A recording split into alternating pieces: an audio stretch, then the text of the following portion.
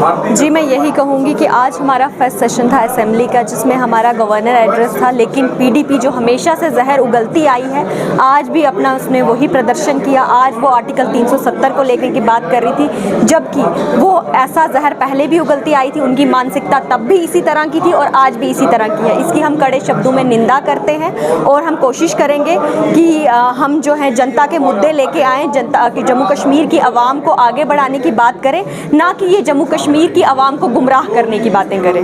जी, मैं यही कहूँगी, उन्होंने पहले भी जनता को जम्मू कश्मीर की बेवकूफ़ बनाया था और आज भी वो इसी तरह की हरकतें करके जम्मू कश्मीर की आवाम की भावनाओं के साथ पहले भी खेलती थी और आज भी हमारी भावनाओं के साथ खेलने का काम कर रही है। लेकिन भाजपा इसकी कड़े शब्दों में निंदा करती है। हम सब ने उनकी उस टाइम पे निंदा की और शायद उन्हें बोलने का मौका जो उन्हें मिला था उसे भी ख़त्म कर। जी, मैं यही कहूँगी, ये पहले भी जनता को गुमराह करते आए थे और आज भी यही कोशिश कर रहे हैं, जबकि हमारा काम होना चाहिए जम्मू कश्मीर की आवाम को आगे बढ़ाने का, जम्मू कश्मीर की जनता के पक्ष में बातें रखने का, ना कि जनता को गुमराह करने का। इनकी पहले भी वही हरकतें थी, इनकी आज भी वही हरकतें हैं। बहुत अच्छा सेशन रहा, गवर्नर साहब का एड्रेस रहा, उन्होंने गवर्नमेंट की पॉलिसीज़ बताई, उन्होंने जो हमारा मैनिफेस्टो था इलेक्शन में उस मैनिफेस्टो पे बात की और मैं मुबारकबाद दूंगा ऑनरेबल चीफ मिनिस्टर साहब को, उमर साहब को मुबारकबाद देता हूँ कि जो गवर्नर साहब के एड्रेस में उन्होंने गवर्नमेंट के जो फ्यूचर कोर्स ऑफ एक्शन बताया उसमें सारा है वो जो हमें मैनिफेस्टो में बोला हुआ है। हेल्थ केयर को लेके, बिजली के क्राइसिस को लेके, पानी के क्राइसिस को लेके, 200 यूनिट्स बिजली फ्री देने को लेके उसका कमिटमेंट आज एलडी साहब ने किया है अपने खुतबे में। तो ये चीज़ जतलाती है कि जो हमने वादे किए हम वादा बंद है और ये बहुत सी शुरुआत थी। जब इस एड्रेस को देखते हैं हम कि उनका क्या है, वो they have lost their ground और वो उस लॉस्ट ग्राउंड को रिवाइव करना चाहते हैं और कोई भी टोटका आजमाना चाहते हैं। उनको भी पता है एक मेंबर जब बिल आता है, प्राइवेट मेंबर बिल आता है, उसका एक प्रोसीजर है, उसका एक टाइमिंग है जब गवर्नर एड्रेस के बाद होगा। उससे ज़्यादा इम्पोर्टेंट बात यह है कि 3 मेंबर जब लाएंगे बिल, इंस्टेड ऑफ दैट उनको हमसे बात करनी चाहिए थी, उस पर एक मेजॉरिटी बिल लाएगी, रेजोल्यूशन लाएगा।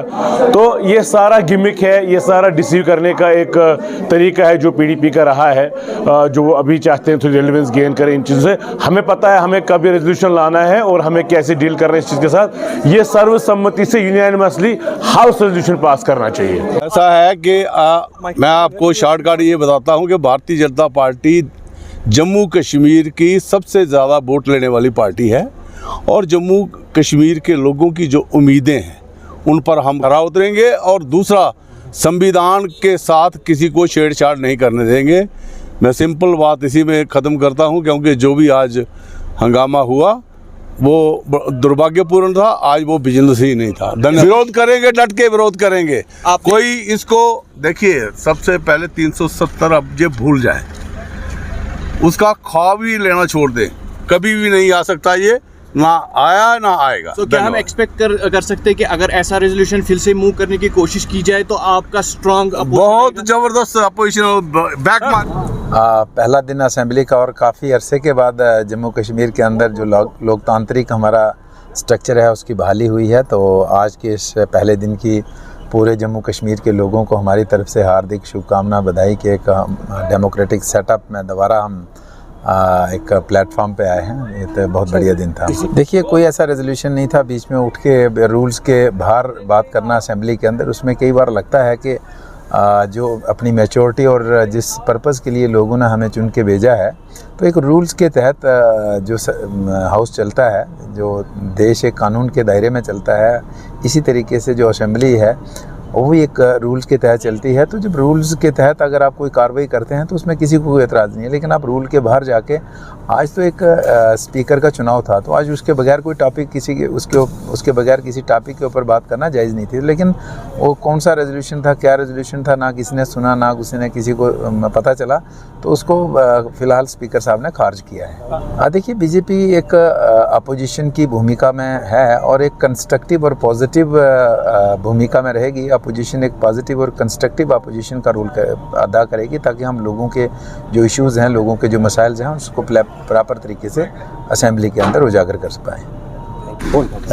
पहला इजलास जो आज हुआ बहुत अच्छा हुआ और सबकी सहमति से स्पीकर को चुना गया और उसके बाद हाउस की कार्रवाई जो है वो शुरू हुई और ऑनरेबल लेफ्टिनेंट गवर्नर जी भी आए, उन्होंने भी अपना एड्रेस लोगों को किया, बड़ी शांतिपूर्वक लोगों ने सुना। और इस बात क्या है कि उस शोरोगुल में उसका कोई रेजुलेशन की बात जो कह रहा था वो कहीं तक पहुंची नहीं। रेजुलेशन वो होता है जब सेक्रेटरी के पास पहुंचा, उसके बाद स्पीकर के पास पहुंचता है, उसके बाद कार्रवाई होती है।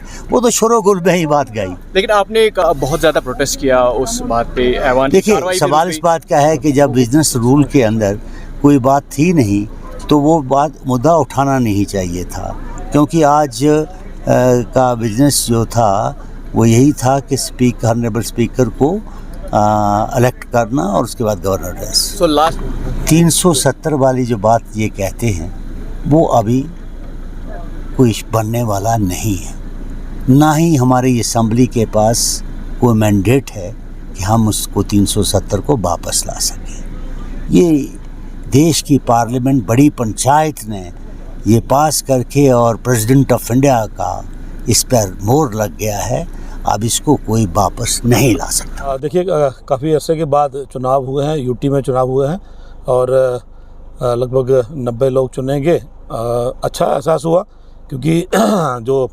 डेमोक्रेसी है, जमहूरियत है, उसका कोई मुकाबला नहीं है। और ये दर्शाता है कि कहीं ना कहीं आज जो जनता है जम्मू कश्मीर की, वो इस असेंबली के बनने से, उनके नुमाइंदों के चुनने से वो खुश हैं। तो आज का फर्स्ट डे था जिसमें मात्र एक हमारे जो ऑनरेबल स्पीकर हैं उनका चुनाव था और ऑनरेबल लेफ्टिनेंट गवर्नर साहब का एड्रेस था। हमारे अब्दुल रहीम राथर साहब ऑनरेबल स्पीकर चुने गए हैं। बड़े ही एक्सपीरियंस्ड और तजुर्बेकार वो रहे हैं सियासतदान। और उसके बाद एड्रेस हुआ। एड्रेस सुनने के बाद स्पीकर साहब ने सबका धन्यवाद किया। आज का एक बड़ा छोटा सा सत्र था। इसके बाद अभी 4 दिन और हैं, सेशन चलेगा। लेकिन कुल मिला के जो चुने गए नुमाइंदे हैं वो भी कहीं ना कहीं अपने अपने इलाके की आवाज़ बनकर इस असेंबली में बोलेंगे, बात करेंगे और जनता के जो मुद्दे हैं, जो मसले हैं, उनको उठाएंगे। सबसे पहली बात ये है कि जो हाउस की प्रोसीडिंग्स होती हैं, हाउस का जो हाउस में काम करने होते हैं, वह कब हाउस में वो कहीं एजेंडा नहीं होता। मात्र 2 चीज़ों के लिए हाउस आज आया था, एक इलेक्शन के लिए स्पीकर का और दूसरा एलजी साहब का एड्रेस के लिए। वो एजेंडा से बाहर जब उन्होंने ये बात की, ऑनरेबल स्पीकर साहब की ड्यूटी बनती थी कि उसको उन्होंने एडमिट नहीं करना, उनको सुनना ही नहीं था, क्योंकि वो अगेंस्ट द रूल्स था। पहली बात ये। दूसरी ये कि जो बात वो रेजोल्यूशन लेके आ रहे हैं, उनके पास अगले 4 दिन है लाने के लिए, वो ला सकते हैं। ये अब उसके बाद फिर बजट का सेशन होगा, करेंगे उसमें।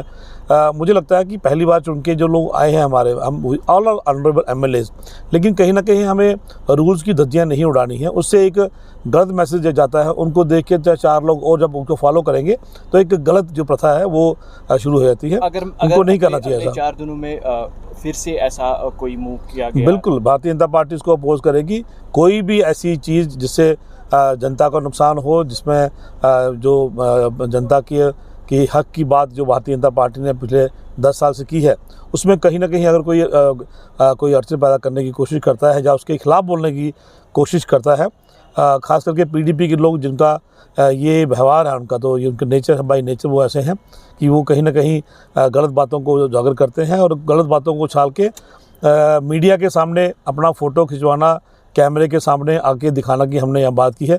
मुझे नहीं लगता कि ये फर्स्ट टाइम एक लेजिस्लेटर जो है एक रीजनल पार्टी के, वो इस तरह की हरकत करते हैं। तो ये उसको मीडिया की कवरेज नहीं कहेंगे, मैं भी कहूँगा कि जमहूरियत की जो है, डेमोक्रेसी का, वो कहीं ना कहीं वो उसके खिलाफ बात की गई है। शुक्रिया।